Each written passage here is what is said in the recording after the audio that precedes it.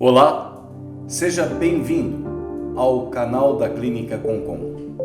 Aqui você terá a oportunidade de ouvir vários especialistas em diversas áreas da saúde, em diversas especialidades, que vão falar com vocês a respeito de várias patologias, de várias doenças, como tratá-las da melhor forma e vão dar dicas de hábitos saudáveis, de como ter uma melhor qualidade de vida. Hoje nós temos a honra de receber aqui a doutora Célia, nutricionista. A Célia, que já é mestre pela Faculdade de Ciências Médicas da Unicamp. A doutora Célia, que é nutricionista do Grupo de Cirurgia Bariátrica de Valinhos. Ela pertence à IFSO, que é a Sociedade Internacional de Cirurgia Bariátrica, e também a Coesas, que faz parte da Sociedade Brasileira de Cirurgia Bariátrica, da parte das nutricionistas. Célia Belelli, muito obrigado por ter aceito o nosso convite mais uma vez. É uma honra tê-la aqui com a gente. E você sabe que a gente recebe várias perguntas dos nossos pacientes através das redes sociais e muitas perguntas e muitas dúvidas que eles têm, que nós temos, que a gente gostaria de esclarecer. Eu fiz uma lista aqui. A gente fica naquela dúvida entre vale a pena o peso, só o peso é importante, ou o peso do paciente em quilos, aquilo não é o dado mais importante. Existe algo mais importante do que somente o peso do paciente? Bom, primeiramente, obrigada pelo convite, a escolha do tema também, muito importante. E vamos lá. Com relação ao peso, tem sim, a composição corporal, ela é mais importante do que o peso. É mais importante você avaliar os componentes do corpo num processo de emagrecimento do que somente a perda de peso. Então, por exemplo, um paciente pode perder 10 quilos de peso corporal, ele sobe na balança, ele está mais leve, mas não necessariamente mais magro. Tá? Porque ele pode ter perdido 5 quilos de massa magra. Tá? E aí a gente também vai diferenciar um pouquinho o que é massa magra de massa muscular, porque são coisas diferentes. E talvez você me pergunte também, mas como avaliar isso? Então a gente utiliza, existem alguns métodos de avaliação da composição corporal. Para pessoas que têm obesidade, as dobras cutâneas que utiliza aquela preguinha não são indicadas, porque você não consegue mensurar, medir, você não consegue separar a gordura do músculo. Entendi. Então, o melhor método, o padrão ouro, seria o DEXA, da densitometria óssea, que não é utilizado quase, mas para atletas e tudo mais por causa de precisão, e é muito caro. A bioimpedância elétrica, tá? Que ela é utilizada, que é aquele aparelho que você sobe com os pés, segura com as mãos, passa uma corrente elétrica imperceptível, ninguém leva choque fazendo isso. Deixa bem claro. Deixa bem claro. E tem algumas equações nessas máquinas que vão predizer quanto você tem aí de massa magra, massa gorda, né? E aí eu vou explicar um pouquinho aqui conforme nós formos conversando, que eu acho que você tem mais perguntas para mim. Você falou que há uma diferença entre massa magra e músculo. O que é então considerado essa massa magra e qual a importância no processo de emagrecimento? Sim, então vamos lá. A composição corporal, né, o nosso organismo, ele é composto de músculo, órgãos, ossos, água e gordura. Tudo que é massa magra é o que não é gordura.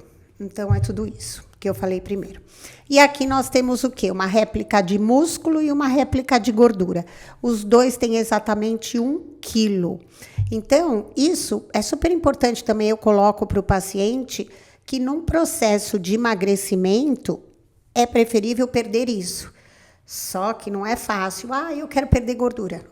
Nosso organismo não é tão simples assim, né? Então, existe aí os recursos que a gente também pode discutir depois, como fazer o organismo perder mais gordura. O músculo, esse tecido, ele é metabolicamente mais ativo. 1 quilo dele gasta 14 calorias em repouso. E 1 quilo de gordura gasta 3.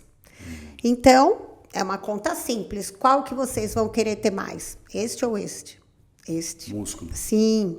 Mas para isso também precisa ter aí treino, precisa ter uma alimentação adequada, enfim. Perfeito. E já ocorre naturalmente ao longo dos anos, a partir dos 40 anos, ocorre um evento que se chama sarcopenia, que é a perda de massa muscular para o aumento de massa de gordura. Tanto que nas tabelas de composição corporal, quando é feita a bioimpedância, é tolerável ter um pouquinho mais de gordura quando a gente vai envelhecendo.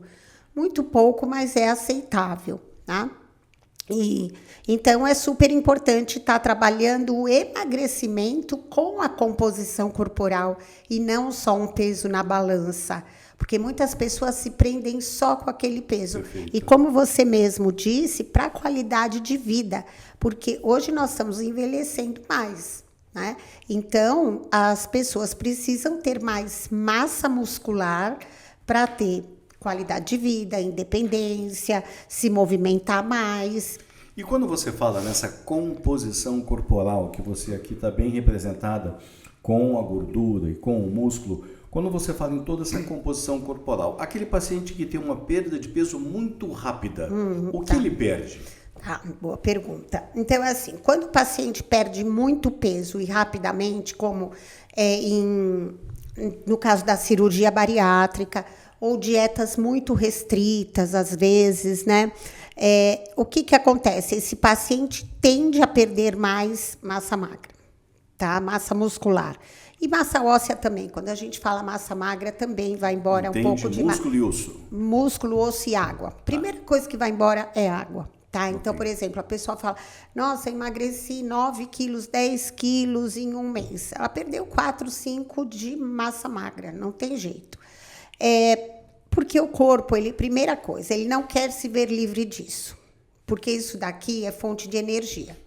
A gordura é a fonte primária aí de energia que ele fica estocado. Por isso que quando a gente vê, a pessoa ficou 5 dias soterrada, ou a pessoa sobreviveu não sei quantos dias, ele foi usando reservas de gordura. Então, quando a pessoa faz a cirurgia bariátrica ou dietas muito restritivas, acaba sendo uma ameaça para o organismo, né? Ele tenta guardar a gordura, porque ele não sabe o que está acontecendo, ele não entende. Eu fiz a cirurgia bariátrica, legal. Não, ele não entende. Ele tenta guardar isso e gastar isso aqui. Aí eu dou sempre um exemplo para o paciente assim. Você perdeu o emprego. Você tem contas altas e contas baixas para pagar. O que você vai querer se ver livre primeiro? As contas altas. Depois você vai se mantendo com as contas mais baixas. É isso que ele faz. Isso aqui gasta muita energia. A gente não falou que gasta 14 Sim. calorias? Então, ele quer queimar o máximo que ele conseguir disso. Interessante. E manter as contas baixas. Então, a gente precisa usar algumas analogias para a pessoa entender também, o paciente entender o que está acontecendo. E aí, na cirurgia bariátrica, é que a gente tem a estratégia alimentar, né? Que vai entrar tentando manter um equilíbrio maior e não ter uma perda tão grande da massa muscular.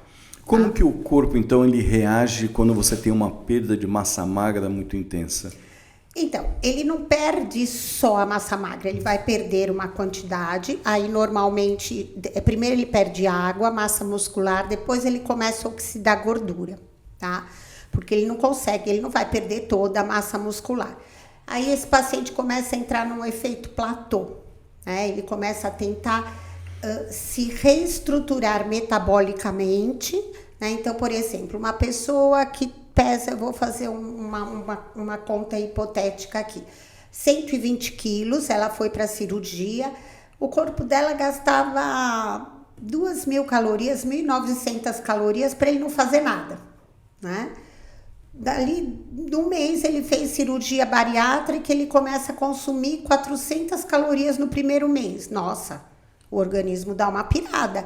Aí ele faz o quê? Ele tenta se reestruturar metabolicamente, ele vai gastar menos para ele respirar, menos para o rim filtrar, menos para o cabelo crescer, menos para funções ali que ele não acha tão importante. Por isso que também vem o cansaço, sonolência, porque é uma forma de repouso para o paciente não gastar tanto. E aqui também eu vou gastar mais disso porque ele é metabolicamente ativo. Aí o que a alimentação pode ajudar nesse sentido? Em situações de perda de peso muito grande, como na cirurgia bariátrica, a gente tem aí que aumentar uma oferta proteica maior. Eu não estou dizendo nesse sentido que aquela dieta da proteína, dieta cetogênica, são totalmente diferentes. Eu trouxe aqui algumas réplicas de alimentos, né, do grupo da proteína. Aí, num outro podcast, eu posso trazer do carboidrato, vegetais, fazer alguma coisa mais longa. Então, é assim, o paciente que está, o mínimo de proteína que o paciente tem que consumir após a cirurgia bariátrica, né, do sexo feminino, são 60 gramas por dia. E para o sexo masculino, 80. Ah, legal, Célia. Nossa, isso aí é super fácil. Eu como muito bem proteína, eu ouço bastante isso, né? Porque todo mundo já sabe da importância. Hoje a gente tem aí Instagram, enfim, podcasts. Mas é o seguinte, depois da cirurgia não cabe, né? E só para a gente exemplificar, quando a gente fala em gramas de proteína, eu não estou falando em gramas do alimento. Então, por exemplo, um ovo, né, com a casca, mas a gente não come a casca, pesa 50 gramas, mas um ovo tem 6 gramas de proteína, então acaba ficando difícil. Uma fatia de queijo branco, média de 30 gramas, ele vai ter 5,4 gramas de proteína. Aqui, então, um omelete, olha que gostosinho, mas quando o paciente pós-bariátrico vê esse omelete de 2 ovos, ele fala, não, Célia, não vai caber. E realmente não cabe, né? Um bife, que a proteína animal, bife, frango, carne, tem um pouco mais. De 100 gramas, que é um pouquinho maior que esse, né? Tem 28 gramas de proteína. Mas acontece o seguinte, fica muito difícil, acaba sendo quase um contrassenso. O cirurgião bariátrico deixa um estômago desse tamanhinho e a nutricionista quer fazer vocês comerem uma quantidade grande de proteína. Então não andam juntos. Daí a gente lança a mão dos suplementos proteicos. Perfeito. Tá? Você quer me perguntar algo então, sobre eles? Eu quero sim, porque essa é uma dúvida. Quando que eu devo iniciar um suplemento proteico? Isso é importante? E por que eu preciso? Você já está dando uma ideia da necessidade disso. Tá. Bom, então assim, primeira coisa, hoje nós estamos vivendo num mundo de febre do whey protein, né? Então não é que todo mundo precisa de whey protein, mas todo mundo que faz bariátrica precisa de suplemento proteico? Sim, tá? Por quê? Justamente por tudo isso que eu estou expondo aqui, né? Só complementando a questão anterior, nós falamos bastante da proteína animal aqui, né? Leite, também excelente proteína, fonte de cálcio. Os novos estudos mostram que leite não inflama. Claro que algumas pessoas têm algumas intolerâncias aí, como a lactose, que é o açúcar do leite.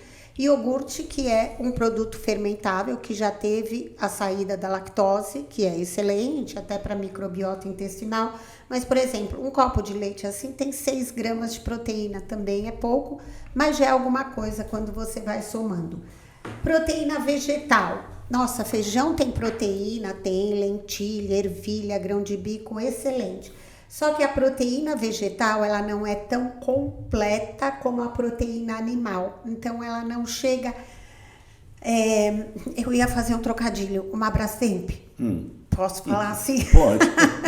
Não chega Fica a ser claro. uma Brastemp, Okay. Ficou claro, né? Fica. Então, é assim... E tem menor quantidade de proteína, mas não é uma proteína completa. É como se fossem várias pérolinhas numa corrente, vem faltando uma pérola para formar um colarzinho. Perfeito. O whey protein, o que quer dizer? Então, pra gente, porque é o mais conhecido, é a proteína do soro do leite. O que quer dizer isso? O leite tem 2 tipos de proteína dentro dele, a indústria separa. É como se a gente cortasse o queijinho e sai aquela aguinha, aquilo é a proteína do soro do leite, tá?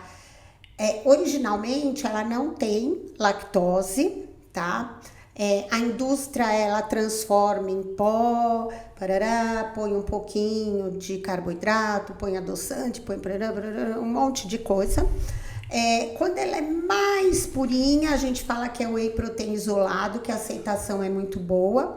O único inconveniente é custo, que é mais elevado.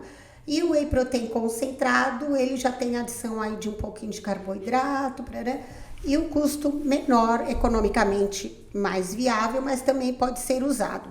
Existem muitas crenças, muitos mitos com suplementação proteica. Então, o paciente já vem com um preconceito muito grande, alguns achando que se tomarem suplemento proteico vão engordar, muito pelo contrário, então a gente tem que desmistificar, falando que com suplementação proteica pós-bariátrica ele vai proteger isso daqui, tá? Outros por sabor, até porque muda também. E resumindo, a quantidade mínima de proteína para o paciente pós-bariátrico, o cálculo é de 1 a 1,5 gramas por quilo por dia de peso ideal de proteína. Então, uma pessoa que a gente calcula que vai ter que chegar mais ou menos aos 70 quilos, né? Um IMC 25, nada de fazer também muito lá embaixo, ele vai ter que consumir pelo menos 105 gramas de proteína. Então, isso é um trabalho árduo. Mas Célia, e daí? Se não conseguir fazer isso? Então, os estudos mostram o quê? Você tem uma perda muito grande de massa muscular, levando a uma diminuição do metabolismo muito grande, tá? Então, por exemplo, você vai perdendo músculo, esse metabolismo vai diminuindo, né? Se você poderia comer aí em repouso 1.300 calorias um dia, vai virar 1.000. Então, é melhor eu ter mais músculo que eu posso comer mais. Então, já parte daí. Outra coisa, quanto mais músculo você tem, menos resistência à insulina você tem. Então, são pacientes que já vêm metabolicamente descompensados, né? Muitos com diabetes tipo 2. Por isso que o exercício de força é muito indicado para resistência à insulina, né? Então, realmente, assim, é um trabalho que deve ser feito com o paciente no pré-operatório, pós-operatório. E claro que não adianta comer só proteína se você não tiver carboidrato um pouco para virar energia, para isso ser usado para a função dele. Eu falo que é um carrinho que leva o cimento para as funções. E como que você, na prática, orienta o seu paciente da importância da massa muscular, mesmo que ele não tenha visto essa diferença na balança? Como é que você passa isso para o seu paciente? Fazendo conta, é um pouco matemático também, né? Mostrando a avaliação da composição corporal pela bioimpedância que eu faço com eles ali. Eles percebem pela roupa também, tá? Muitos, às vezes, voltam depois de 1 ano e meio, mantendo o peso, mas se sentindo muito mais magros, não mais leves, porque a balança não mostra leveza, mas mostra... magreza é uma palavra muito difícil de se categorizar e a gente não está falando de magreza, mas mostra saúde, porque você tem mais músculo, vai ter mais disposição, tá? Perfeito. Os exames melhoram muito mais, qualidade de vida e um dos pontos mais importantes, menor risco de reganho de peso. Isso 100% dos estudos mostram. Só vai sustentar uma cirurgia bariátrica em longo prazo quem tiver mais músculo, resumidamente, né? Aí entra o quê? Não adianta também só comer proteína, tomar a suplementação, se não fizer o exercício de força. Célia, muito interessante toda essa abordagem, nessa preocupação entre a diferença da massa magra, da massa muscular e da massa gorda. E quando você está querendo que esse paciente ou esse indivíduo ele melhore a sua massa muscular, que ele diminua sua massa gorda, como é que você orienta a atividade física desse paciente? Isso é importante? Os tipos de exercício que ele deve fazer? Sim, boa pergunta também que complementa aqui. Apesar da gente não ser educador físico, né, eu deixo muito claro que como eles vão fazer esses exercícios. Quem vai determinar é o educador físico, a série, 4 de 8, 4 de 10, parará. Eu me sinto um pouco à vontade para falar um pouco mais, porque eu tenho pós-graduação em nutrição no exercício físico. Então, assim, o exercício que vai construir massa magra é o exercício contrarresistido, ou seja, aquele exercício que você puxa o ferro e ele faz força para voltar. Então, é contra a sua vontade, tanto de braço como de perna. Então, é esse exercício que sedimenta melhor o osso, que dá o estímulo para a massa magra, porque nada mais é o músculo para aumentar, ele quebra as fibras e depois ele se rearranja de novo. Mas para isso você precisa fazer exercício de força. E o exercício aeróbico, ele é excelente para a parte cardiovascular, para oxidar também um pouco mais de gordura, desde que também não seja numa frequência cardíaca muito alta, porque você quebra a massa magra, enfim, esses detalhes o educador físico vai orientar. Eles se complementam. Os guias que a gente chama de guidelines para pós-cirurgia bariátrica, eles recomendam mesclar os dois, de preferência pelo menos 3 vezes parte muscular, exercício de força, tá? Não dá para fazer menos. Se fizer 2, você tá meio que patinando, você não vai construir massa magra, tá? Então, o que a gente encontra hoje é muita resistência do paciente com relação à musculação, né?